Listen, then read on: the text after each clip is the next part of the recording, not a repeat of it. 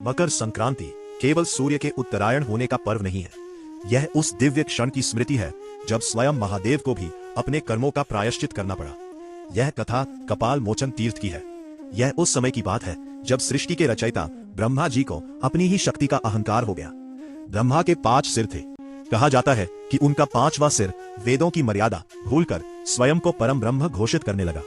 जब यह अहंकार सृष्टि के संतुलन के लिए संकट बन गया, तब महादेव ने अपने सबसे उग्र रूप को प्रकट किया, काल भैरव। वीडियो में आगे बढ़ने से पहले चैनल को सब्सक्राइब कर लीजिए और वीडियो को लाइक कर दीजिए, क्योंकि आगे जो होने वाला है वह अत्यंत अद्भुत है। क्रोध में काल भैरव ने अपने नाखून के एक ही प्रहार से ब्रह्मा जी के उस अहंकारी 5वें सिर को काट दिया।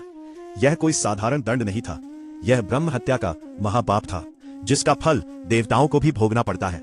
उसी क्षण वह कटा हुआ सिर, वह कपाल, काल भैरव के हाथ से चिपक गया। वह केवल एक खोपड़ी नहीं थी, बल्कि उनके कर्म का भौतिक प्रतीक बन चुकी थी, जो किसी भी तरह उनसे अलग नहीं हो रही थी। इस पाप से मुक्ति पाने के लिए महादेव ने भिक्षु का रूप धारण किया। वे त्रिलोक में भटकते रहे। उन्होंने हर पवित्र नदी में स्नान किया, हर महान तीर्थ के दर्शन किए, लेकिन वो कपाल उनके हाथ से अलग नहीं हुआ। युगों के बाद अंततः महादेव इस स्थान पर पहुंचे। वो दिन मकर संक्रांति का था, वो दिव्य समय जब सूर्य उत्तरायण होता है और ब्रह्मांडीय ऊर्जा शुद्धिकरण के लिए सबसे अनुकूल मानी जाती है। जैसे ही महादेव ने उस सरोवर के जल को स्पर्श किया, एक चमत्कार हुआ। युगों से उनके हाथ से चिपका हुआ वो कपाल अपने आप छूट गया और जल में गिरते ही भस्म हो गया। उसी क्षण महादेव को ब्रह्म हत्या के पाप से मोचन प्राप्त हुआ। तभी से यह स्थान कपाल मोचन तीर्थ कहलाया। आज यह पवित्र तीर्थ हरियाणा के यमुनानगर जिले में स्थित है।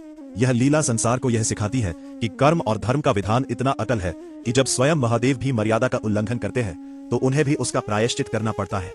उस महादेव के चरणों में नमन जिन्होंने धर्म की रक्षा के लिए स्वयं प्रायश्चित किया। कमेंट्स में हर हर महादेव